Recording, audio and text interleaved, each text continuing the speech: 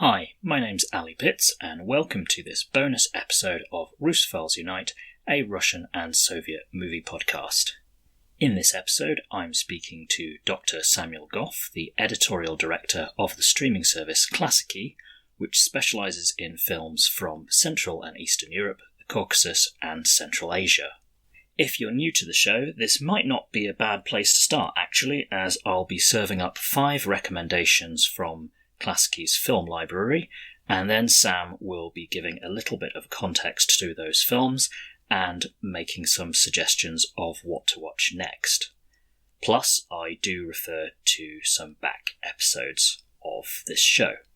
Klassiki is available in the US and UK. You can sign up for a free trial at klassiki.online, and if you'd like to get a whole year's access to the service at a 50% discount, you can do that with the code RUPOD50, that's RUPOD50. Okay, so without any further ado, here's my conversation with Sam Goff. Hi Sam, thanks very much for joining me. So you're an editor, a writer, and you describe yourself as a recovering academic, and you've worked with Klassiki since 2021. Could you describe a little bit more about yourself and your work with Klassiki? Thanks for having me. Thanks for giving me the chance to talk about Klassiki and everything. Yeah, so I'm a editor and a writer, like you say, with interest in, broadly speaking, kind of post-socialist Europe. I used to work for, sadly now defunct, a magazine called the Calvert Journal, which covered, Eastern Europe, Central Asia, the Caucasus. I worked as a lecturer at the University of Cambridge, teaching 20th century Soviet and Russian history and culture. And since 2021, I've been working with Klassiki, doing editorial and programming work. So yeah, that's me. Cool. So long-time listeners will know that I spoke to season curator Olga Delietskaya just before Klassiki launched back in February 2021. Time flies. It's been over 2 years since then. So how has Klassiki evolved as a platform in that time? Yes, I mean, I wasn't there for the initial launch. I joined the team shortly afterwards. I mean, what's happened is that we've expanded the number of films in our permanent collection and the range of films. We started programming outside of the former Soviet Union, so outside of Russia, Ukraine, the Baltics, the Caucasus, and Central Asia, into Eastern Europe more broadly. That was a process that we were already kind of engaged in before the full-scale invasion, and obviously it's been very much accelerated by that. At this point, we don't program or screen any new Russian films. We've lost a number of our old Russian and Soviet titles from the library. Some are still there just because we already had them, but now in terms of bringing on new material, we're focused much more on other areas of kind of former socialist Eastern Europe. So we've been focused on kind of getting some representation in our library from some of the major movements of Eastern European film history. So we've got some of the Polish school, we've got some of the Romanian New Wave, we've got some classic Hungarian cinema, and depending on when this episode goes out, but in the next kind of 2 weeks or so, we'll be bringing on a number of titles from the Yugoslav Black Wave. So we're looking to kind of cover our bases, as it were, in terms of the film history of the region, and just in general to expand our programming more. And we also do a fair amount of in-person screenings. We organise those in London and elsewhere, and we do partnerships with festivals as well. So kind of bringing festival programming to an online audience. So yeah, it's basically expanding and contracting. Yes, according to as people who deal with this region have been doing over the last year and a half.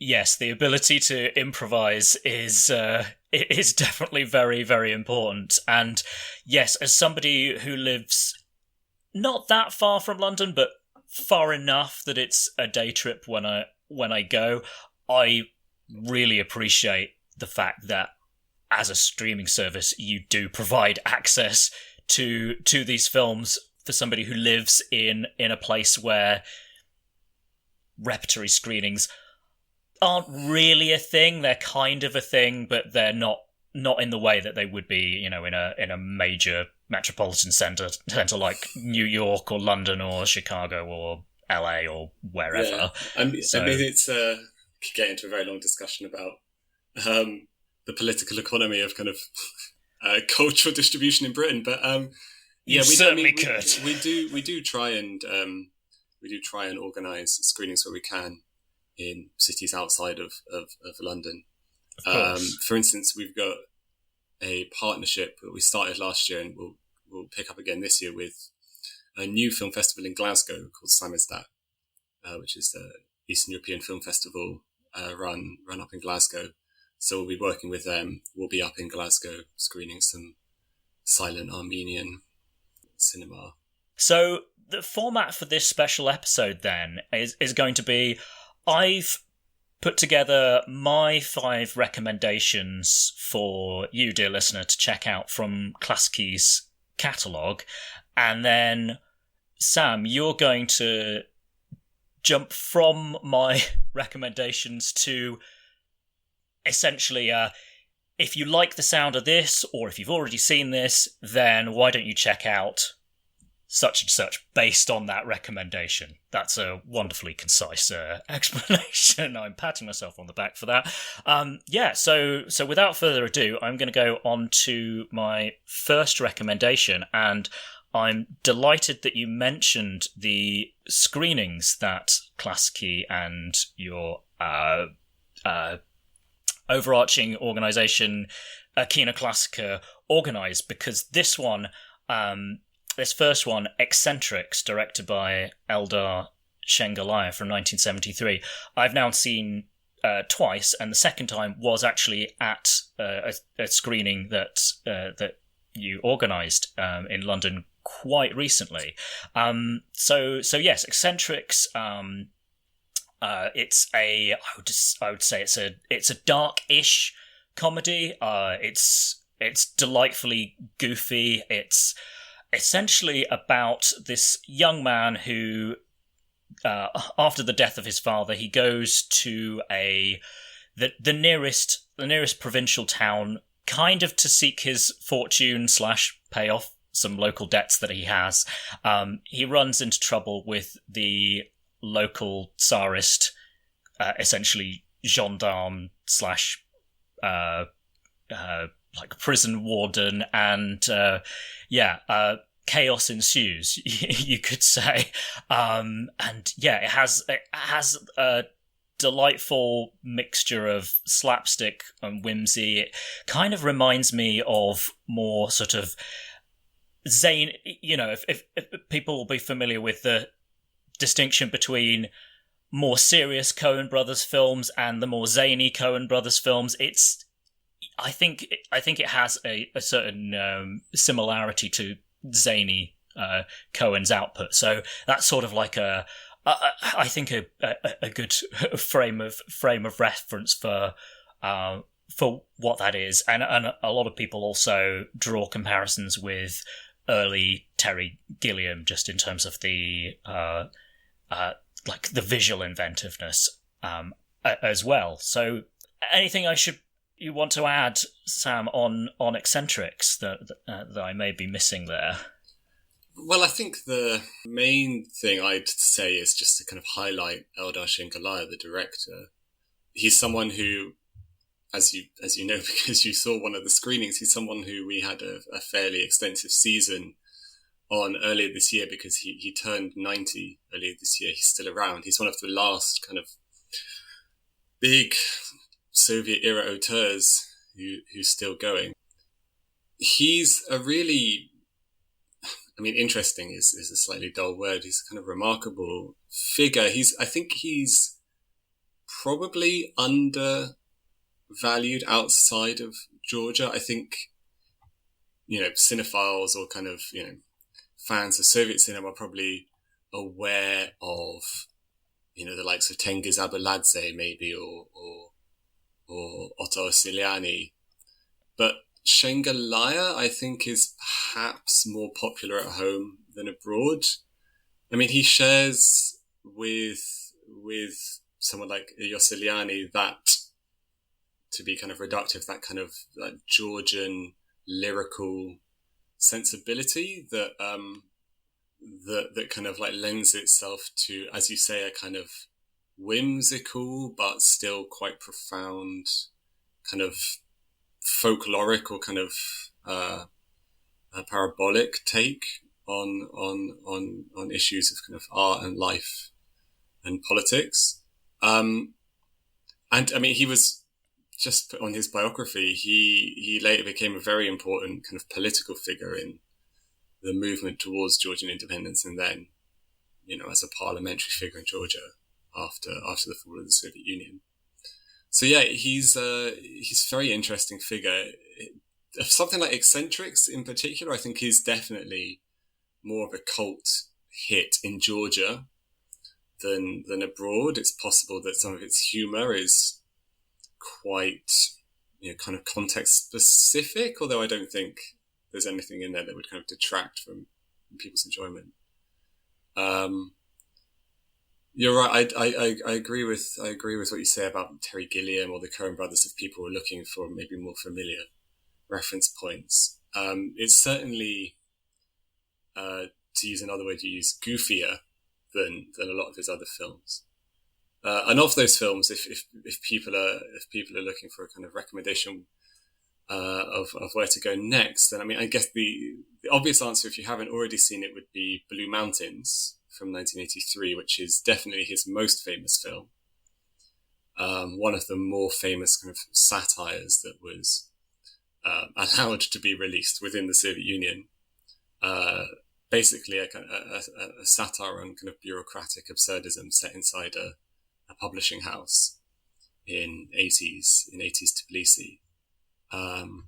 But on Klassiki, we've got a number of his films. So we've got that. We've got an early film he did still in the 60s called The White Caravan, which is a much more austere kind of classical drama. Or we've got his film An Unusual Exhibition, also from the 60s, which has maybe got slightly more in common with Eccentrics. It's more comedic, concerned with kind of issues of creativity in the face of material hardship. So yeah, that's Shengalaya. Definitely worth a deep dive at some point if people aren't familiar with him already.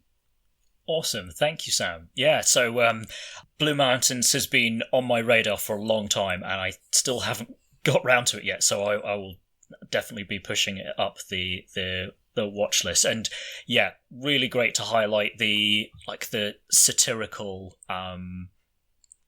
content of. I mean, even Eccentrics, it's set during the Tsarist era, but you can read it as a critique of authoritarian and arbitrary power structures in general, which is it always surprises me the level of satire that did actually get through and was released during the Soviet era. It just seemed to be you had to be quite clever about it and make it seem like, oh no, we're not criticizing the Soviet regime. We're critiquing the predecessors. So there's no applicability at all. Yeah, Awesome. I mean, it's a film about a guy. Ultimate slight spoiler alert here, but it's a film about a guy using his imagination to break out of prison, which is it's a fairly pointed narrative. I mean, it's obviously a misconception that that I'm sure your listeners are aware that it's a misconception. That stuff like this subversive, critical, satirical films, books, art in general wasn't allowed in the Soviet Union. I mean, it obviously was. I mean, I think the filmmaking style that people refer to as kind of classic Georgian lends itself to kind of abstracting these kind of political comments into a more kind of folkloric or parable style structure, which kind of obviously like removes a little bit of the more kind of like immediate political danger associated with it. But it's a great example of that. So moving from a recommendation that did have reasonably broad release when it was made, to my next recommendation, Conscience, which is a Ukrainian film from 1968, directed by Volodymyr Denisenko. So that was actually put on the shelf until the late 80s and the Glasnost period. So it's a World War II film, and as far as I'm concerned, it belongs alongside Come and See and Larissa Shepitko's The Ascent as just one of the great World War II films of the Soviet era. But to call it a Soviet film, it's like, well, it was made during the period, but the authorities did not like it. And I can understand why, in a sense. It's probably too real, is how I would say. Like, the partisans are not depicted as conventionally heroic. They're clearly brave, but they're also rather inept, which leads to some of the just nail-biting suspense of the film. And yeah, I feel like it's a slightly tough recommendation because it is not what I would describe as a fun watch. No. And that's why I would draw the comparison with Come and See and The Ascent. It's probably not as operatic as Come and See. It's much more stripped down, but in terms of conveying just the excruciating position that those who found themselves in occupied territory during World War II, it just brings that. It just puts you in those people's shoes in a very, very compelling way. And I'm really grateful to Klassiki for bringing it to a wider audience, because it's. I was checking it out on Letterboxd and I saw it's only been logged 130 times, which is really low for a film that is so brilliantly made. Another interesting detail I'll bring in passing is that the score, which really enhances the atmosphere, is by Krzysztof Penderecki, who, if you're fans of Johnny Greenwood of Radiohead and Hollywood composer fame, is a huge influence on him. So not a fun time watch, but if you have any interest in war films, this should be definitely on your watch list. So definitely check that one out. So Sam, do you have anything to add on Conscience, or anything more broadly on Ukrainian cinema on Klassiki? I mean, that's a punishingly broad question. I mean, there's so much to be said about this, because there's so many different kind of historical angles that a film like Conscience, which, like you say, is criminally overlooked. There's so many angles that it opens up. I mean, Denisenko is suffered more than most from the Soviet kind of attitudes towards what was perceived as Ukrainian nationalism. He was arrested in 1948 before he ever ended up as a filmmaker for what at the time the charge was bourgeois nationalism, which is basically kind of any affront to the kind of transnational ideology of the Soviet states, any kind of like affirmation of the specificity of kind of national experiences or cultures. And then, I mean, after Stalin's death in 1953, he gets rehabilitated, he's released, he ends up working under Dovzhenko, and working at the Dovzhenko studio in Kyiv. The Conscience is the result of a collaboration with a screenwriter called Vasily Zemlyak. And it's largely, my understanding is that it's largely autobiographical on Zemlyak's part. Zemlyak was from rural Ukraine that was under Nazi occupation. I mean, all of Ukraine was under Nazi occupation, but he had this specific experience of rural Ukraine under Nazi occupation. And Denisenko kind of took on this job knowing it would cause trouble, I think. I think he technically shot it as a student diploma film so that it wouldn't have to be too closely scrutinized by the censors. But as you mentioned, that didn't work and it was shelved. I mean, the question of the representation of the Second World War and of partisan resistance in the parts of the Soviet Union that were occupied, so Ukraine, Belarus, most obviously, is super thorny. I mean, we'd be here for hours if we worked through that. I think it's interesting that you brought up The Ascent by Larissa Shepitko, which again might be a slightly more familiar title for people to compare this to.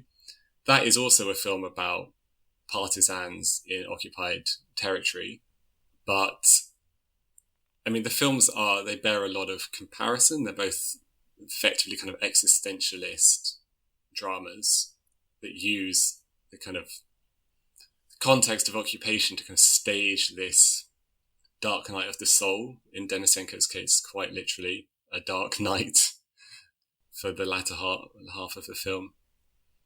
But whereas Shepitko ultimately kind of sees refusal to collaborate as this kind of basic spiritual waterline that the Soviet soldier has to kind of stay above.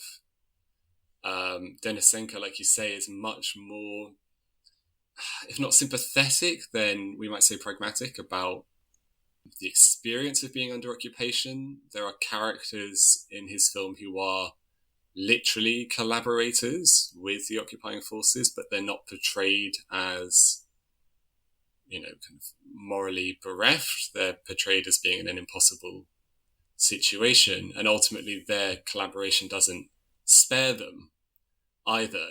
And it's that kind of elision or obscuration of the kind of the idea of a kind of like Soviet cause, overweening Soviet cause that kind of like overrides any kind of like local or personal consideration.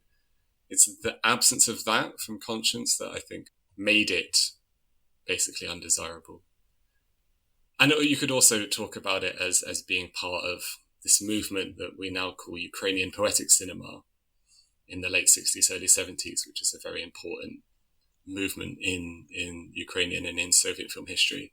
Sure. Tell us a little bit more about that and the examples that you have on Klassiki. So I'll try and keep it briefer than I've managed so far, but basically this is a movement that grows out of a desire to represent the cultural, linguistic, social specificity of Ukrainian experience on screen. Produces a number of films which are rated as, the most important in Ukrainian film history. The one that most people would probably have heard of is Sergei Parajanov's Shadows of Forgotten Ancestors, which is seen really as the film that kind of kicks it off. That's in 1965. And yeah, Parajanos film kind of sets the tone in that it's based on folkloric sources, and it has a kind of, we could say, kind of extra realist, magical realist, kind of expressionistic take on this kind of like folkish culture. It's set in those regions to the south and west of Ukraine that are, if you like, the least Russified, the least Sovietized, in the kind of Carpathian region.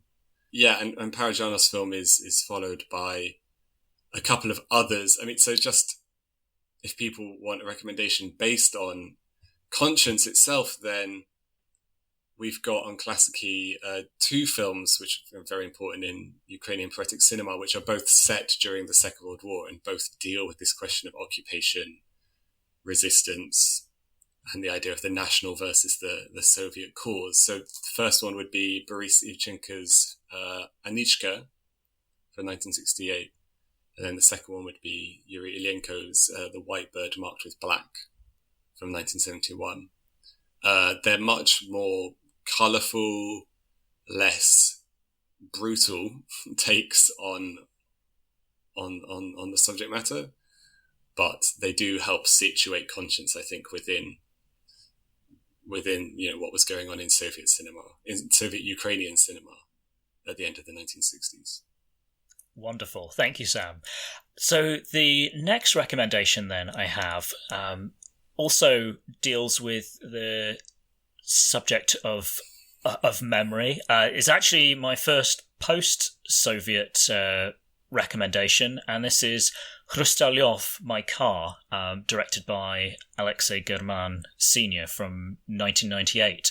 So way back in an early season of the show, I covered My Friend Ivan Lapshin, which is also on Klassiki, which deals with early-ish Stalinism, but Hrustalyov, My Car tackles the very end of Stalin's life. It doesn't focus on Stalin himself. It focuses on a doctor who's caught up in the doctor's plot. But it would make a very, very interesting triple bill with Armando Iannucci's The Death of Stalin and Sergei Loznitsa's State Funeral. And often it's a bit of a cliche to describe films of it as immersive, but I think Hrustalyov, My Car deserves that moniker. I would say it's a film that I almost feel like I was dipped in. There's just something again like with Conscience. It's not a fun time recommendation, but it's just a brilliant piece of cinema that really needs to be checked out. Anything you'd like to add about German based on what I've said about Hrustalyov, My Car? Again, with danger here of me running my mouth a bit too long. I love German. He would be on a very short list of the greatest directors of all time for me. Where to begin? I guess Hrustalyov is really important in kind of Russian film history. That is the film history that has emerged since 1991, because it's the culmination of a project that German had been kind of working through over the previous kind of couple of decades. And it's a kind of culmination that he could only have made once the Soviet Union no longer existed. So German's father, Yuri German, was a quite famous, quite popular author, kind of a socialist realist, state-approved author of detective novels, basically. So, kind of a regime author, if you like, wrote books about noble Stalinist KGB agents, like successfully tracking down enemies of the people. And My Friend Ivan Lapshin, which you mentioned, from 1984, is a direct adaptation of one of Alexei German's father's own books.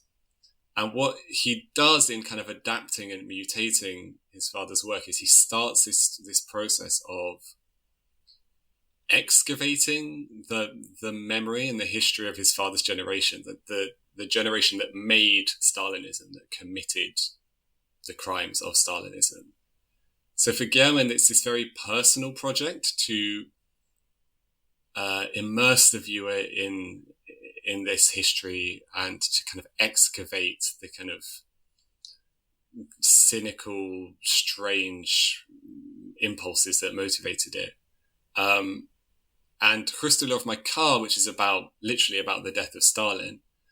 Like I say, he wouldn't have been able to get away with this, a film this horrible, a film this cynical, a film that directly spoke to the figure of Stalin himself. He wouldn't have got away with this even during Perestroika, so he had to wait until the mid-90s to get round to it. But like I say, it's kind of a culmination of all of the work that was started in all of his earlier Soviet films. And just to show my personal prejudice, I think it would be worth watching it alongside Iannucci's Death of Stalin film, only in order to expose the total vacuity of Iannucci's completely pointless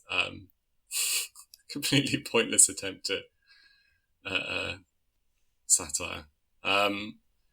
I mean, in terms of where to go next, I think probably you should start with earlier German films and work yourself up to Hrustulov, because not only does his kind of treatment of the material develop over time, but also his style kind of develops and deepens and becomes a more intense version of itself. So if you start with a film like 20 Days Without War from 1977, which is on Klassiki, and then work your way through My Friend Ivan Lapshin, and then up to Hrustulov, My Car, you'll see the style, that immersive style that you described, evolve and become more claustrophobic, more anti-realist, more immersive, more disorienting and bewildering. And you'll see him kind of like gradually work through this sordid family history and this sordid national history at the same time. Wonderful. Okay, so my next recommendation, again, it follows the memory thread. This one I feel like is a much easier sell, but it's Tale of Tales, directed by Yuri Norstein from 1979, and it's a 30-minute animation that's co-written by Lyudmila Petrushevskaya, and this combination of near universal experiences, but also memories of that tie in very specifically with the 20th century Soviet experience, but also probably have resonances more broadly. I feel like I'm struggling to describe it because it's so singular, and the storytelling is very it's non-linear, it's sort of associative.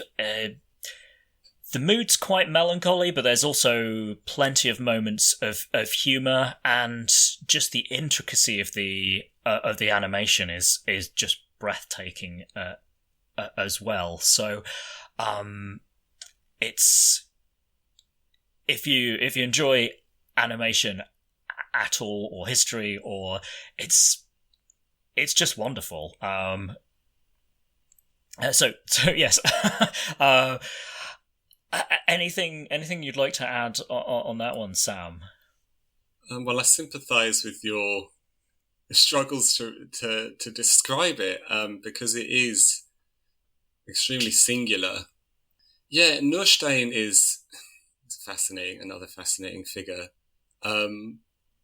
This is from 1979, if if I remember that rightly. And that this is the last thing, he's still alive, this is the last thing that he completed.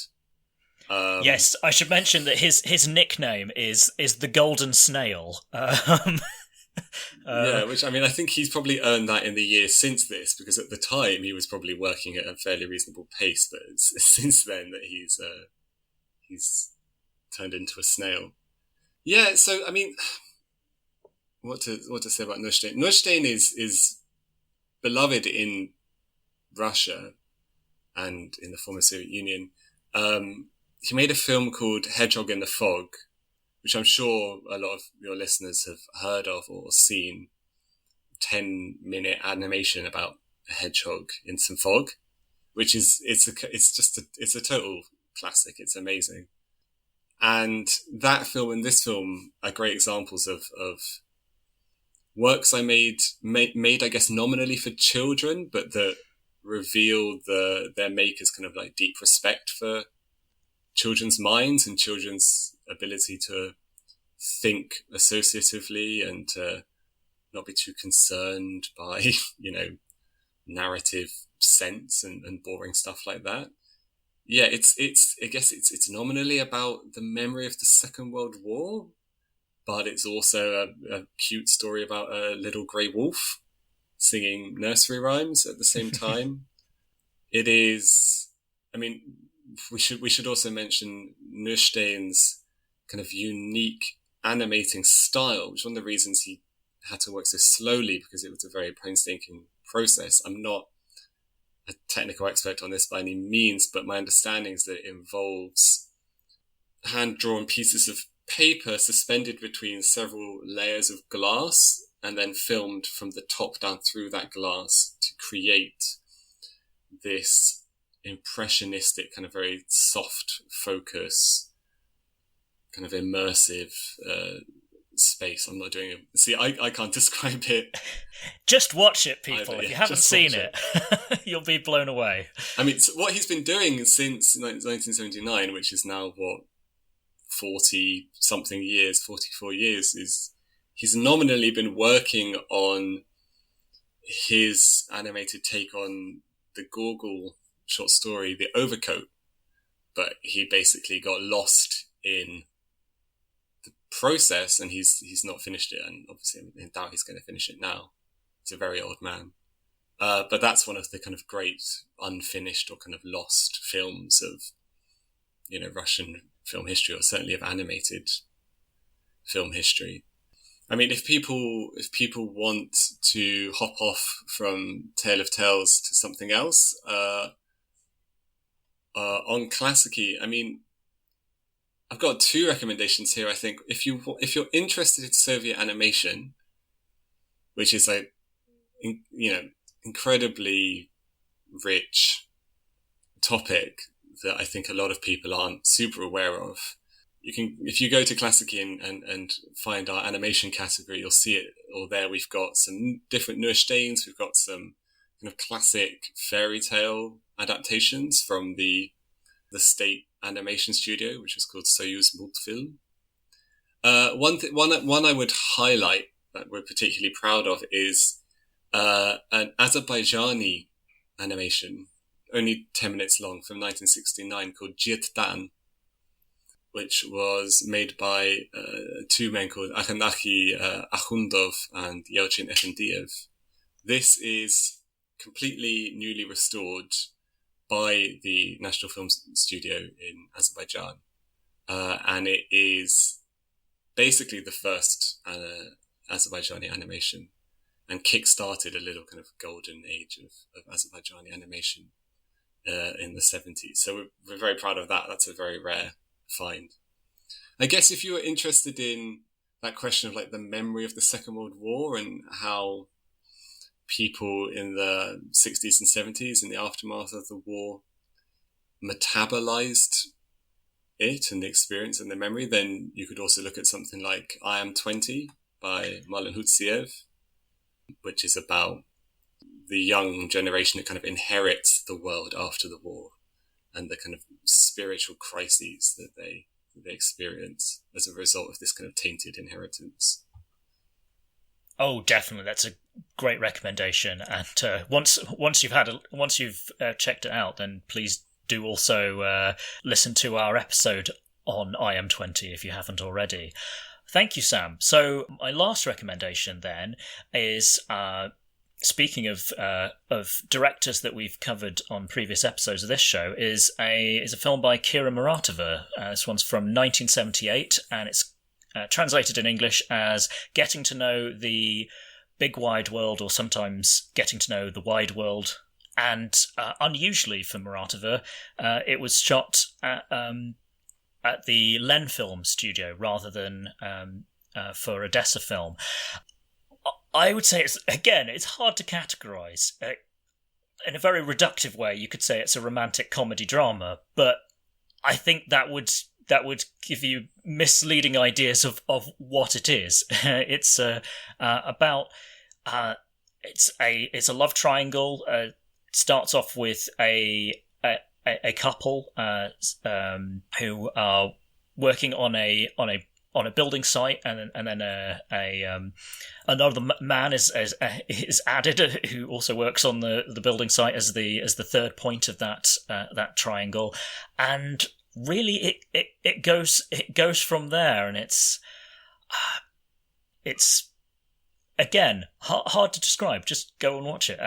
But also, I think it's Muratova's first colour film as well, and seeing her just sort of joyously experimenting with colour and cutting, and also, I wouldn't say it's straightforwardly a feel-good film, but it's also much more cheerful than some of her other work. I would say all of the films of hers I've seen have a playful element, but this one, it's definitely the most fun of the ones that I've seen so far. And yeah, it's, as I say, it's just beautiful to look at, and just it's a good time, I think. From Muratova, yeah.